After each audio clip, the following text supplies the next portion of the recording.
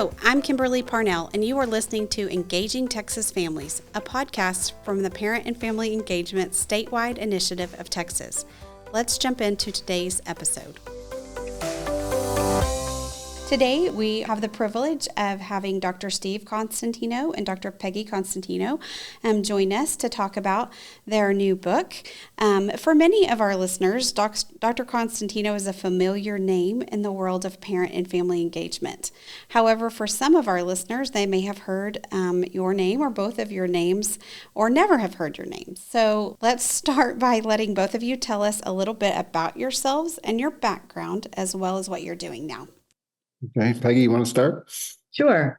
So I have a background in a lot of different things. I began as a criminal justice major in a 2-year program and realized I really wanted to be a teacher. So ended up moving into the classroom and started as a classroom teacher and moved into leadership.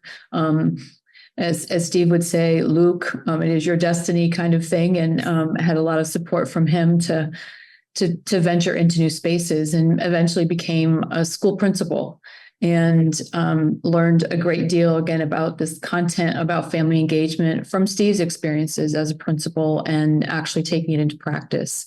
And then moved into higher education and have enjoyed that practice for 11 years now, working in our EdD program and our master's program, preparing new school principals, and really focused on levels of leadership that get the work done, and specifically centered around issues of equity and focused in family engagement.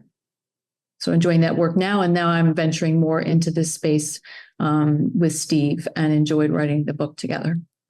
Great. Steve? Great. I have a long, interesting, winding road of a career as well. I started, as I say to my audiences, I began teaching in the late 1800s. I was a music teacher, a band director. I did that for many years and moved into administration. I've had just about every experience someone can have: assistant director, assistant principal, assistant superintendent, deputy superintendent, superintendent. And then I moved on to the state level, where I was the state chief academic officer. And then for a short period, I was the state superintendent of public instruction. I began the work in family engagement as a high school principal. It was the first time, quite frankly, I was exposed to research in family engagement. And honestly, prior to that time, I didn't really know it existed or thought about it all that much. And I think of it as that was the beginning of pulling this thread a long, long time ago. And here we are still pulling the thread. This is our first venture together. Peggy, I think, has adequately and appropriately shared with you that whether she liked it or not, she was immersed in this. And it seemed to be about time to add her voice to this work, because she has some really important knowledge, really important experiences, and brought a lot to the new book. Great. So you mentioned the new book. You have another book called Engage Every Family, and this book outlines a pathway and process to engage every family, including those families that have been traditionally disengaged or disenfranchised. And so you both together have now published a companion workbook to the original Engage Every Family book. Talk to us about the creation of this and what your vision was for these case studies and helping engaging. Well, I'll start that answer. Engage Every Family, the first edition of that, really I thought of that book as a recipe book, that if somebody or a group of people were to start at the beginning and follow the recipe through the book, that they could improve the outcomes of their efforts in family engagement. And the book it's in its second edition. It's still very, very popular, and I'm very pleased and humbled by that. But it was really Peggy who raised this question of theory to practice. How do we help educators even more understand what all this means and how these ideas can be applied?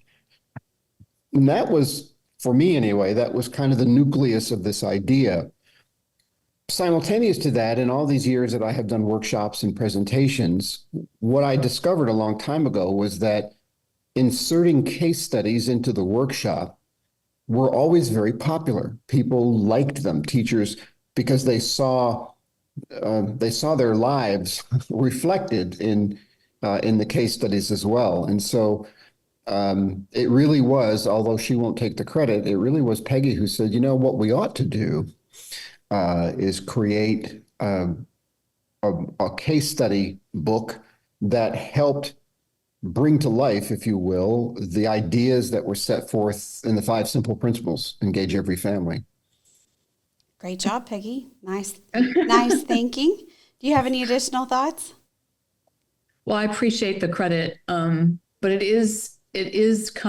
came a lot from my thinking in a lot of the reading about Bandura and exposure to the research in effective professional development, and that his model is very clear about focus on building the efficacy of families.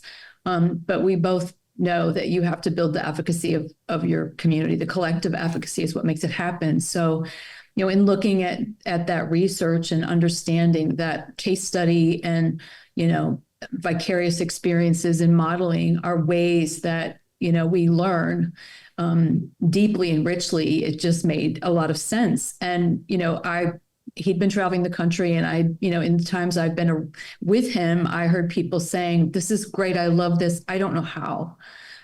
How do I do it? I want to do it, but I don't know exactly how." So this is kind of the beginning of that thinking. Is here are some scenarios, case studies, and all of them come with some level of reality that they were happening. They happened in practice, either in his mind or a story that we heard from somewhere else, and built it from there. And it does seem to resonate, as he mentioned in the early sessions. It resonated, and now we have this chapter and verse, and a place to begin conversations.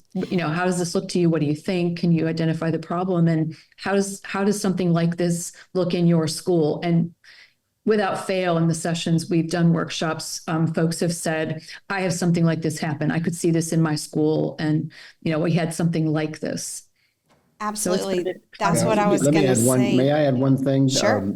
Peggy used a very important word, modeling. Yes. And we know in family efficacy research that one of the ways in which to build efficacy of people is through modeling. So that really became kind of a lightning rod for, okay, how do we do that? What's the best way that we could model that? And that was to present scenarios that people nod their head and say, I can't tell you the number of people who have said, well, that happened last week. So. That's what I was about to add. It's been so interesting. Not that every story is the same, but as I've read through, it's like, oh, I can remember this almost identical situation or something that was similar. And just to think back on how did I handle that? What did I do? What could I have done differently? It's been real interesting just to think back and be able to apply that. But I do think what you said, it is a building block of where we can all start at this basis, and then we're going to build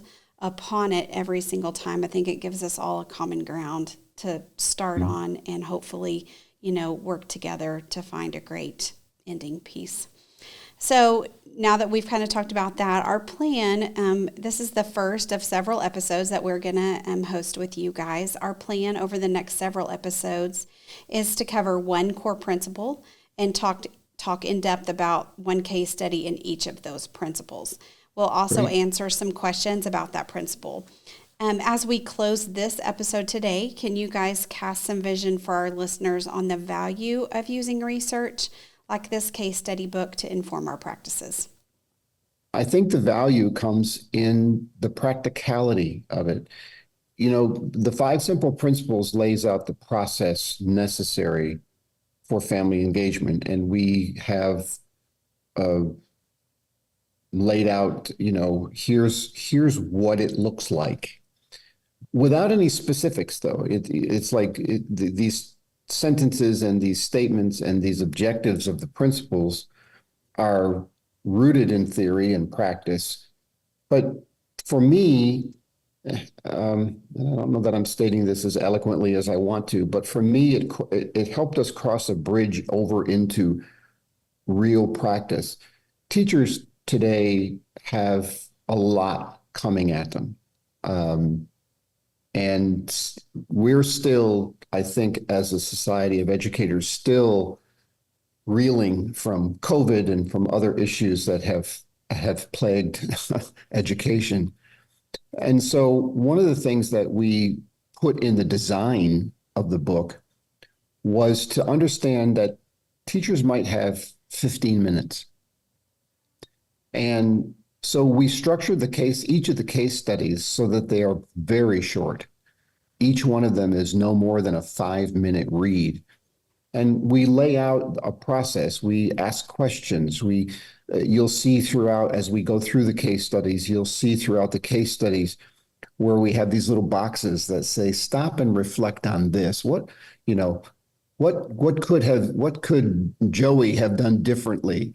And to start thinking about the changes and the shifts that we need to make in family engagement in this post-COVID world, and understanding that even though families behave perhaps in a disengaged way, it doesn't mean that they don't care about their children. It doesn't mean that they don't want their children to succeed.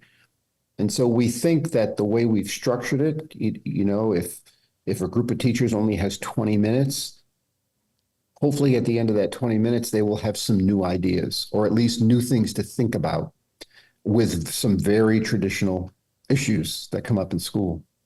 I think importantly is, there's been research forever about this, which is, interesting. It isn't a new idea. It is based in research, and there is evidence that engaging families works when applied to a context well. It's not the only thing. You can't just do family engagement. It's certainly, there's intersectionality, but it's not new experiences. And some of the, one piece of recent research that I read and I apologize, Karen Mapp and some of her colleagues, was about COVID. And, identifying what we kind of were guessing all along was that schools that were already engaging their families and had built that trust and levels of efficacy and good two-way did far better during COVID than those who did not, and had to, in this crazy environment, try to engage with people that they weren't able to see and get to. And, those struggles were real. And we've worked with, one group where, they were trying to re-engage families after they'd sent them all away. They'd put everything online and said, don't bother us. And, they thought they were helping. I'm sure it wasn't ill-intended, but the consequence was, well, we already have all of it now. We don't need you. So trying to now bring them back was quite a heavy lift. And so, we know this works. And so I think the focus Steve and I have had is, how do we make this, here's the science, here's the research, here's the empirical evidence that this works. Here's how to make it actually happen and be manageable. Because yes, it works, but if it's going to take me, if I have to stop everything else I'm doing and add it to the layers of things I'm already doing, something's got to go. And I think that's what we're trying to do in these case studies and in our work, is to say, Steve always says it, you don't have to do more, do what you're doing differently. You're already doing things that with some adjustment, with some conversation and revision, could get you a bigger bang for your effort. It's not more. And so there are things you can throw off your plate and do this one thing differently, and you're going to find the outcomes are going to be great, and the buy-in is there. Absolutely. I love that.